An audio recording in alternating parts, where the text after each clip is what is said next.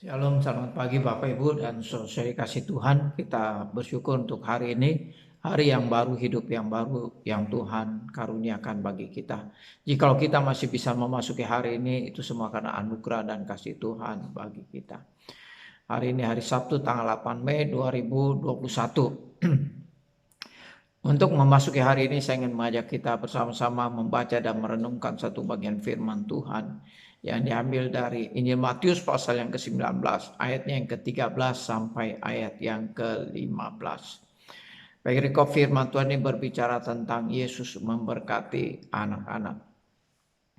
Bapak Ibu dan saudara yang kasih Tuhan, dikatakan di dalam ayat 13 bahwa ada orang-orang yang membawa anak-anak mereka datang kepada Yesus.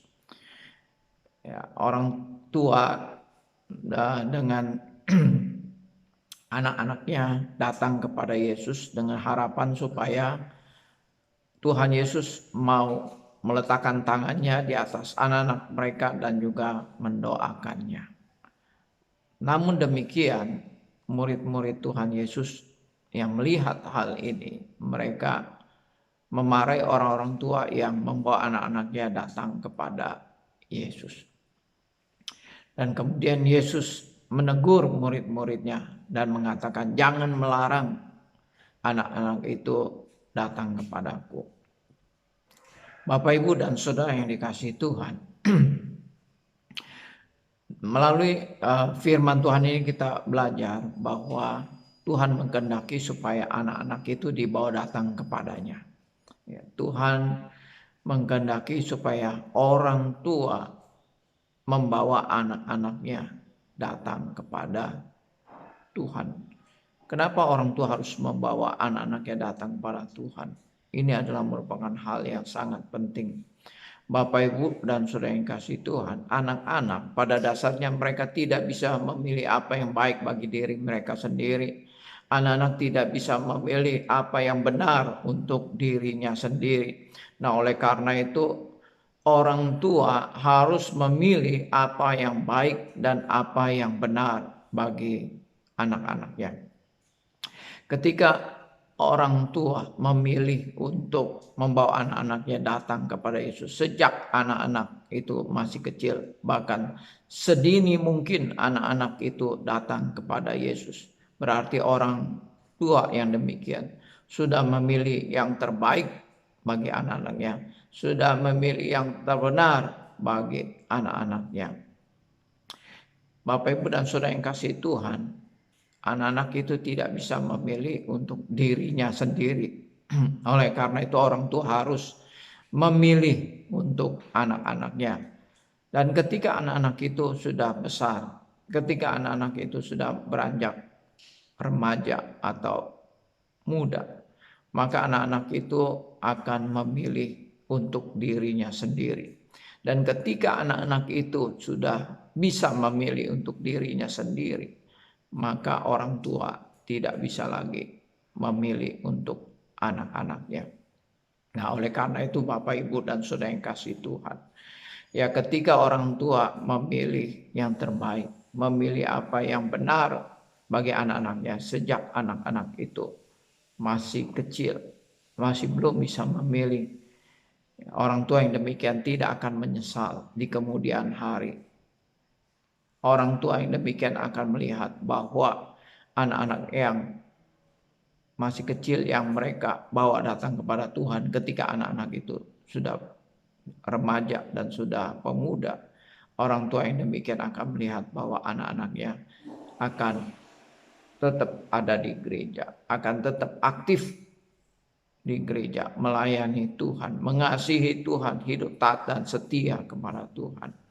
Tetapi orang tua yang tidak membawa anak-anaknya datang ke gereja, orang tua yang tidak membawa anak-anaknya datang ke hadapan Tuhan, suatu saat orang tuanya akan menyesal ketika melihat anaknya tidak pergi ke gereja, tidak mengasihi Tuhan, tidak taat, tidak setia kepada Tuhan. Mereka memilih kehidupannya sendiri, mereka memilih hal-hal duniawi menjadi kesukaannya, maka pada saat itu orang tua akan menyesal. Nah, kemudian yang kedua di sini Tuhan Yesus katakan, jangan menghalang-halangi mereka. Jangan melarang anak-anak itu untuk datang kepada Yesus. Bapak, Ibu, dan Saudara yang kasih Tuhan, mungkin maksud murid-murid ini baik, yaitu supaya Tuhan Yesus tidak disibukkan dengan mengurus anak-anak. Tuhan Yesus tidak menjadi capek dan lelah hanya untuk mengurus anak-anak. Mungkin ini maksud daripada murid-murid Tuhan melarang anak-anak itu dibawa datang kepada Yesus. Tetapi maksud yang baik ini belum tentu benar. Apa yang dilihat oleh Tuhan Yesus itu berbeda dengan apa yang dilihat oleh murid-murid. Murid-murid melihat bahwa anak-anak kecil ini hanya merepotkan saja. Anak-anak kecil ini hanya menyusahkan aja. Tetapi Tuhan Yesus melihat bahwa anak-anak kecil perlu dikasihi. Anak-anak kecil ini perlu diperhatikan. Oleh karena itu, Bapak, Ibu, dan Saudara yang kasih Tuhan, jangan menjadi penghalang bagi anak-anak untuk datang ke hadapan Tuhan. Jangan kita melarang anak-anak untuk datang kepada Tuhan, baik anak-anak kita sendiri maupun anak-anak orang lain. Jangan menghalang-halangi mereka untuk datang ke hadapan Tuhan. Kemudian yang ketiga, Bapak, Ibu, dan Saudara yang kasih Tuhan, Tuhan Yesus memandang bahwa anak-anak kecil sama berharga dengan orang dewasa di hadapan Tuhan. Oleh karena itu, sama seperti Tuhan Yesus memberkati orang-orang yang dewasa, yang memerlukan Tuhan, yang membutuhkan perhatian Tuhan, demikian juga Tuhan Yesus mengasihi anak-anak. Oleh karena itu, Tuhan Yesus mengulurkan tangannya, menaruh tangannya di atas anak-anak itu dan mendoakan mereka. Karena anak-anak sama berharga di hadapan Tuhan. Bahkan Tuhan Yesus katakan, orang-orang yang seperti anak-anak kecil inilah yang mempunyai kerajaan surga. Karena anak-anak kecil ini lebih polos, anak-anak kecil ini lebih jujur dan rendah hati. Berbeda dengan orang-orang yang dewasa, orang-orang yang seperti anak-anak kecil ini yang punya kerajaan surga. Bapak, Ibu, dan Saudara yang kasih Tuhan, setiap jiwa, besar kecil, tua muda, sama berharga di hadapan Tuhan. Nilai jiwa sama bernilai di hadapan Tuhan. Oleh karena itu, biarlah kita boleh membawa anak-anak kita untuk senantiasa datang di hadapan Tuhan. Mari kita berdoa. Bapa di surga, terima kasih untuk firman-Mu yang boleh kami baca dan kami renungkan pada pagi hari ini. Kami boleh mengerti bahwa nilai jiwa, besar kecil, tua muda sama berharga di hadapan Tuhan. Demikian juga Tuhan Yesus mengkehendaki supaya anak-anak kecil dibawa datang ke hadapan Tuhan.